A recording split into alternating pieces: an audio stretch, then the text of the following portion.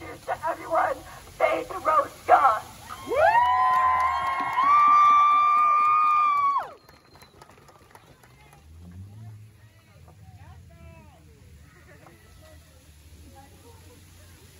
Hi everybody. First off, I'd like to thank everybody for coming out today, and I would like to thank everybody for keeping today as peaceful as possible. My name is Faith Roska. I'm a 17-year-old biracial woman from the Fox Cities, and I'm here to let you guys know that I am sick and tired of seeing Black lives gone to our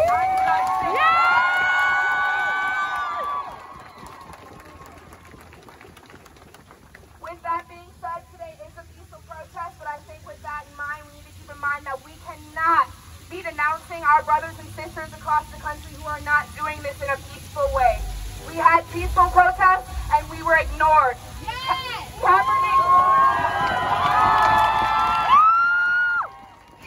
Kaepernick kneeled silently and was still ripped from his career. MLK lived a life of peace and was still murdered. Do not let a country that spends trillions of dollars on war in other countries convince you that being docile is the only way to be heard.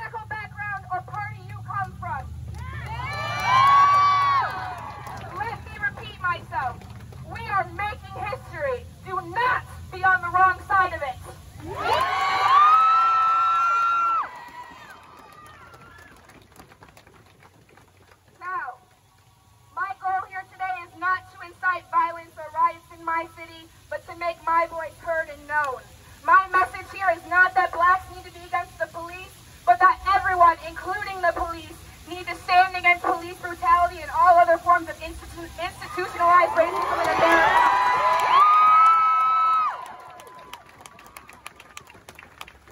This is no longer just a black issue, and it never has been just a black issue.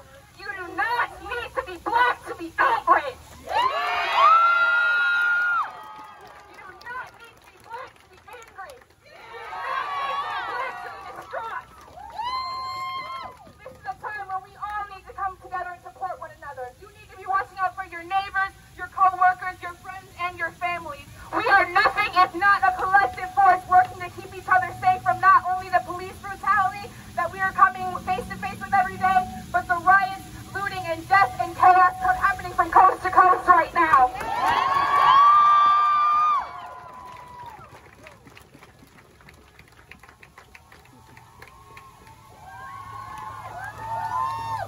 There are many messages that I think all of us can take from this moment in history, but the message of solidarity needs to be the loudest. I cannot stress this enough. We all need each other.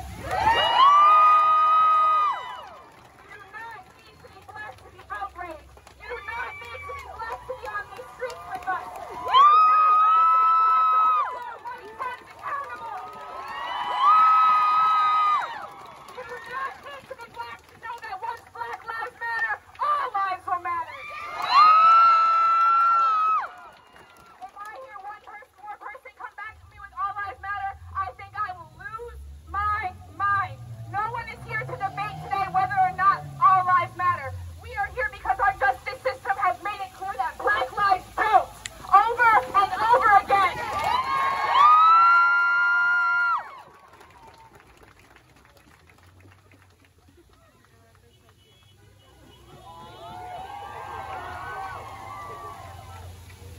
Sorry, 1 second.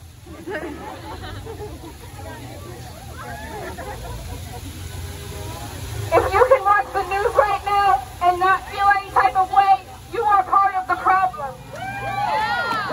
If you are not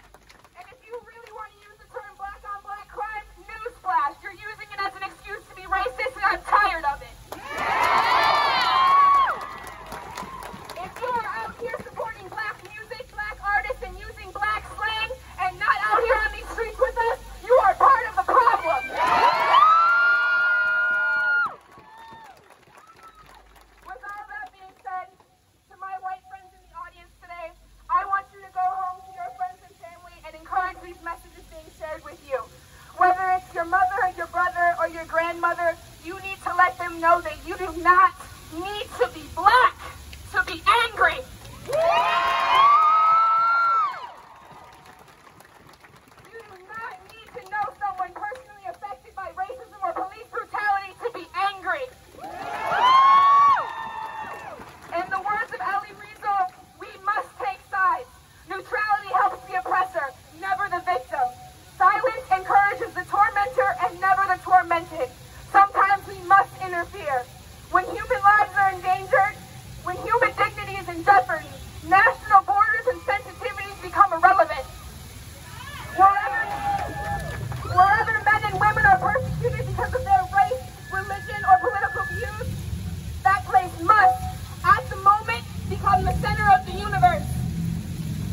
In other words, your silence is deafening, and it is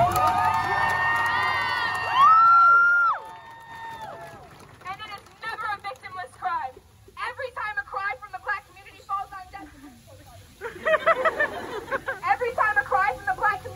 on deaf ears, we pay a price in the currency of our loved ones.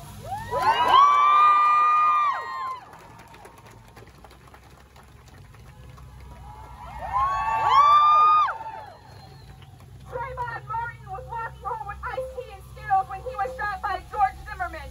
George Zimmerman was not found guilty. Jonathan Farrell asked for help after an auto accident when 3 officers arrived at the scene. When they tried to tase him and missed, they opened fire. He was shot 12 times and the case ended in a mistrial. Stephen Clark was holding a cell phone. He was shot 8 times, 6 of them in the back. The officers were not charged. Amadou Diallo was shot 41 times by 4 officers while taking his wallet out of his pocket. All of the officers were acquitted of charges.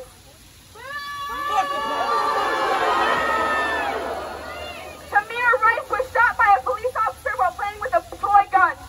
The officer was not charged. Tamir Rice was 12 years old. Freddie Gray was beaten to death by officers while being transported in a police van. All of the officers involved were acquitted. Botham Jean was shot in his own home after an officer walked into it claiming that she believed it was hers. This officer was found guilty of murder.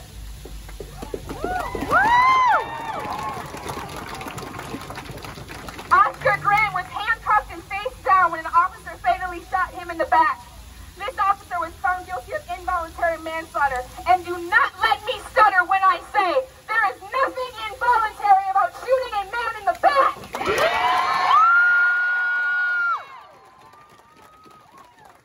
Ahmaud Arbery was shot in his own neighborhood when he was chased down and shot by a former police officer and his son. They claimed he looked suspicious and that they suspected him of burglary, so they decided to take the law into their own hands and lynch an innocent black man. There is nothing suspicious about being black. Both of these men were charged with murder and aggravated assault.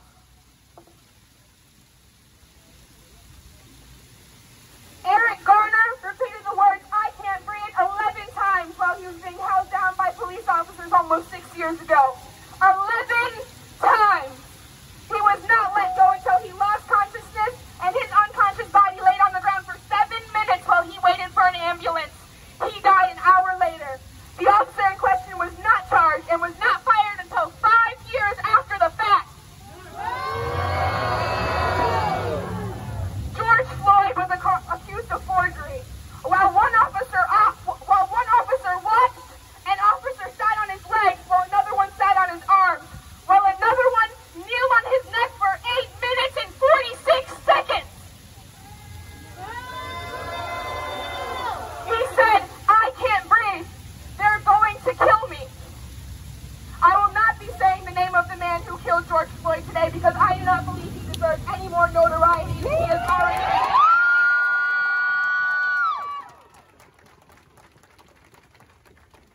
He is currently being charged with third-degree murder and manslaughter. There is nothing accidental or unintentional about kneeling on a man's neck for 9 minutes while he pleads for his life.